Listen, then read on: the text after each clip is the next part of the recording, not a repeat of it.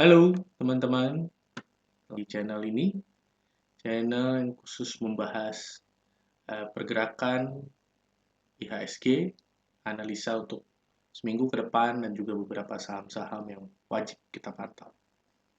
Tapi disclaimer on dulu ya teman-teman, bahwa apa yang ada saya sharing di video ini hanya merupakan sharing pribadi saya, pandangan pribadi saya, bukan ajakan menjual atau membeli. Kita mulai dulu dari IHSG. IHSG kemarin hari Jumat turun cukup dalam ya teman-teman, 1%, bahkan sempat menyentuh sampai 5.944 di sini, di mana kabar bagusnya adalah dia menutup gap besar yang ada di sini. Jadi ya untuk pergerakan minggu depan kita lihat si IHSG ini, kita mungkin harus lihat beberapa faktor dulu ya teman-teman. Pertama, foreign flow-nya dia dulu. Foreign flow-nya IHSG kalau kita lihat ya asing ngebeli atau tidak. Di tanggal 18 kemarin asing masuk di BMRI, ASI, Telkom, BBCA. Tapi mereka keluar cukup masif di BBRI, MDKA, INDF, CBP, ya yang penggerak salah satu penggerak utama kan adalah BBRI di sini. Kalau kita lihat seminggu terakhir, BBRI memang keluar sudah sangat-sangat masif. Di sini mereka sudah taking profit di BBRI, sedangkan masuknya memang di Mandiri dan beberapa seperti MDKA, Arto, Telkom. Kalau kita lihat dari 1 bulan terakhir, kita pantau asing pergerakan dalam 1 bulan terakhir, sebenarnya masih cukup baik. Maksudnya dari tanggal 1 Juni. Di BBCA mereka masih masuk 1,3 T, Telkom 873 miliar, BMRI 600. Tapi ya mereka memang keluar sedikit di BBRI total selama bulan Juni dan lainnya keluar di saham-saham yang tidak begitu signifikan untuk pergerakan dari indeks sendiri. Terus juga untuk salah satu dari acuan kita juga adalah kita coba lihat juga pasar internasional. Di sini kita lihat coba Dow Jones. Nah, kabar kurang baiknya kalau kita lihat Dow Jones dari garis uptrend yang dibentuk dari tahun lalu Maret ini akhirnya patah, teman-teman. Akhirnya patah mulai dari hari Rabu, terkonfirm Jumat, terkonfirm Kamis, dan Jumat turun. Sampai mana ini turunnya? Ya terus terang kita nggak ada yang tahu, tapi saya sih melihatnya mungkin dia akan turun jauh sampai di 32.000 ini. Ada kemungkinan dia turun sampai di daerah 32.000 ini. Tentu ini akan impact sama IHSG kita. Jadi kalau kita balik lagi ke IHSG kita, indeks grafiknya di sini, saya lihat Senin mungkin masih akan turun ke sini, daerah gap. Harapan saya dia konsolidasi di sini dan terus mungkin dia akan naik, ya menguji resist yang ini. Oke. Tapi setelah menguji resist yang ini, ya kemungkinan dia kita akan konsolidasi sempit di sini. Ini harapan saya. Tapi ya harapan saya juga bisa salah ya. Worst case-nya kalau IHSG ini turun, ya dan tembus area support yang dibentuk di area gap yang kemarin diuji ini, jadi bisa tembus sampai sini. Oke, atau kalau kita tarik, nah ini kan ada garis MA nih, dia bisa turun sampai ya, kurang lebih di sini, dan dia nanti akan konsolidasi di sini. Untuk menembus trendline yang ini sih menurut saya masih butuh beberapa konsolidasi lagi, sentimen positif juga. Mungkin nunggu GDP kita di Q2, kalau bisa positif, ada kemungkinan bisa menembus di sini. Itu untuk IHSG. Kalau kita lihat saham-saham yang tadi kita bahas, misalnya seperti yang di sini, BBRI sudah keluar masif, dan yang hari Jumat kemarin juga memimpin keluar. Memang kalau kita lihat secara teknikal, BBRI ini cukup mengkhawatirkan sih ya. Dia jebol di sini, support yang di sini, dan harapan saya sih dia bikin inside bar. Jadi bikin inside bar, dia bisa menutup gap atasnya ini. Oke. Tapi kalau misalnya enggak, kalau kita dia kurang tidak kuat, kalau teman-teman yang mau berminat untuk Big Bang ini, ya, tunggu aja di sini nih, di 3.600 sampai 3.750. Ini adalah area gap dari tahun lalu, waktu bullish banget, November. Nah, dia membuat area gap besar ini. Dan menurut saya kalau mau ditutup, ya memang sekaranglah saatnya. Kalau ini tertutup pun, saya juga cukup berani ya untuk masuk ke BBRI. Kalau kita lihat Telkom yang sebulan terakhir, sebulan Juni ini banyak diakumulasi. Nah, Telkom grafiknya sih kalau kita lihat di sini ya, dia kan bandara asing nih. Nah, asingnya memang masif kumpulin terus. Ini Telkom kalau nggak salah nomor 3 atau nomor 4 ya, big caps. Nah, tapi kalau kita lihat teknikalnya, dia memang lagi di resist. Ini ada resist di sini. Nah, kemungkinan sih tunggu di sini aja sih teman-teman. Kalau memang mau masuk Telkom, tunggu dia sampai nguji 3.100 ini. Kalau lihat uh, pergerakan Dow Jones sama bursa, saya sih bisa aja di Telkom sampai sini baru kita berani spek buy ya, kurang lebih di sini. Kalau sudah di 3.200 ke bawah sampai 3.100, dia sekarang kan masih 3.350, ada kemungkinan bisa turun. Kalau nomor satunya yang big cap kita BBCA. Nah, BBCA ada harapan sih sebenarnya, meskipun dia kemarin turun tapi candlenya cukup bagus. Kalau dia bisa bertahan di sini, ya setidaknya konsolidasi di sini nih. Dan dia konsolidasi di sini, ya dia masih bisa menahan indeks kita nih. Kalau saya lihat BBCA, ya menurut kita harapkan yang terbaik buat indeks kita supaya jangan sampai drop turun jauh ya untuk minggu depan. Kalau BBCA sampai dropnya ke sini, turun ke bawah, wah cukup berat. BBCA, BBRI, Telkom, mereka ke sini pasti saham-saham yang lain keseret. Nah, untuk saham-saham yang bisa kita pantau di minggu depan, saya mau kasih dulu pertama adalah Adaro. Nah, Adaro ini Jumat kemarin turun ya. Jumat kemarin turun di sini kurang lebih 3%. Tapi kalau kita lihat akumulasinya Adaro ini. Nah, ini akumulasi Adaro ya cukup. Hari Jumat diakumulasi sama AZ Sukor. Tapi kalau kita lihat dalam satu minggu, wah akumulasinya masif sekali. 1 juta lot ini oleh AK, BK, CC, ya. Dan memang yang keluar ini para retail nih, yang mengenai taking profit atau mungkin kemarin keluar karena dibanting hari Jumat, Kamis Jumat, YP, PD keluar. Nah, Adaro ini, maaf, oke, Adaro ini kita bisa ambil kurang lebih dia di mungkin di 1.300 di sini di harga penutupan mungkin kita masih bisa ambil. Ambil di sini coba. Nah, stop lossnya kita taruh di sini aja nih dikit.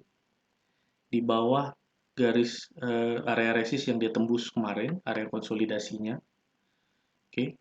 Targetnya kita bisa kasih dia mungkin di sekitar 1.500. Nah, 1.500. Sebenarnya ada resist lagi di sini, cuman ini mungkin ketinggiannya kalau mau dicapai dalam 1 minggu. Ya, jadi risk rewardnya 2 banding 5. Area masuknya kurang lebih di 1285 sampai 1315 nih di area tutup dia kemarin. Stop loss di 1235, take profit di 1500. Ini untuk Adaro. Cukup menarik karena akumulasinya besar. Dan kalau kita lihat asing juga lumayan. 1 minggu ini lumayan, meskipun kemarin dia ada keluar sedikit. Saham kedua yang cukup menarik menurut saya adalah Jasa Marga. Nah, Jasa Marga ini kalau kita lihat, dia kemarin uji support lagi, uji support dan mantul. Oke, dan volumenya lumayan besar.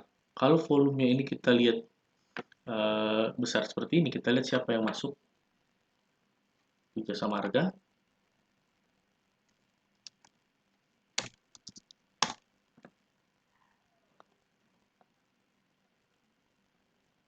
Nah, Jasa Marga juga Sukor masuk, akumulasi besar, 50.000 lot.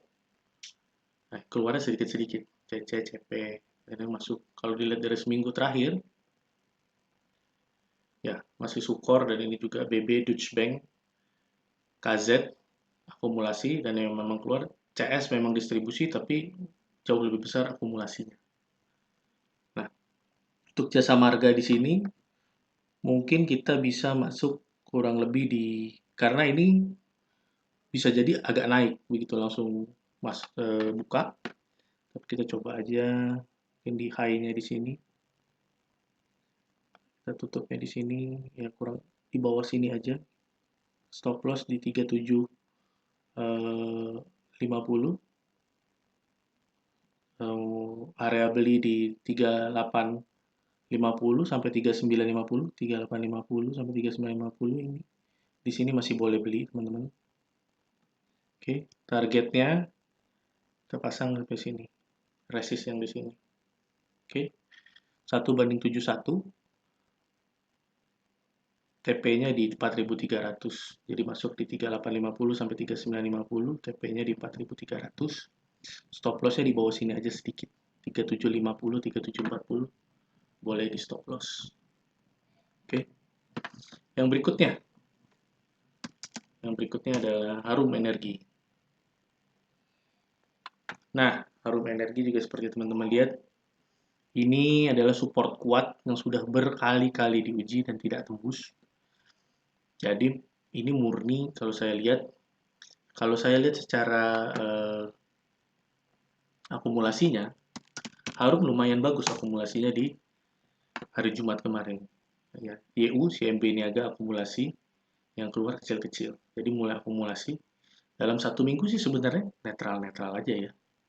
Ya, ini akumulasi malah YP, tapi ada YU MG yang keluar CP, tapi di hari Jumat ini cukup bagus akumulasinya YU MG.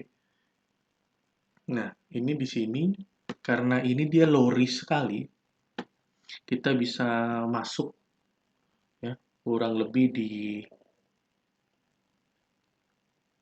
nah, karena Senin sih menurut saya dia nggak akan langsung terbang sih Harum ini, modelnya sih seperti itu, dia agak lambat lah keluarnya, tapi kita pasang aja di 5.050.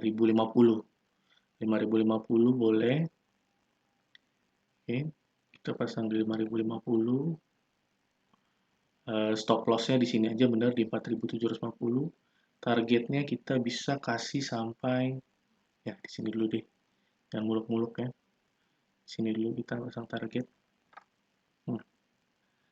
Jadi risk reward-nya stop loss 5,94%, TP bisa 15%.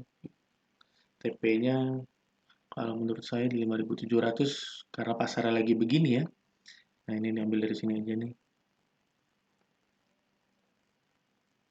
Nah, di 5.700 sudah oke lah. Sudah 1:2. 1:2 risk dan reward-nya. Oke. Yang berikutnya itu apa ya, Len? Agung Podomoro. Nah, properti ini kan udah dia mulai bergerak kemarin. LPKR, ASRI, ya sudah mulai bergerak meskipun yang so-called blue chip-nya CTRA, SMRA, BSDE masih di situ-situ aja cenderung turun. Tapi properti kecil ini boleh kita perhatikan ya teman-teman. Pertama ini dia di dekat support banget, ya kan? Di dekat support banget. Jadi kalau saya lihat ini bolehlah diambil di sini. Dia kan ini kemarin tutup 155. Anggaplah 157 batas toleransi kita. Oke, 157. Terus stop lossnya turun sedikit aja. Di bawah di 146. Oke, 7%.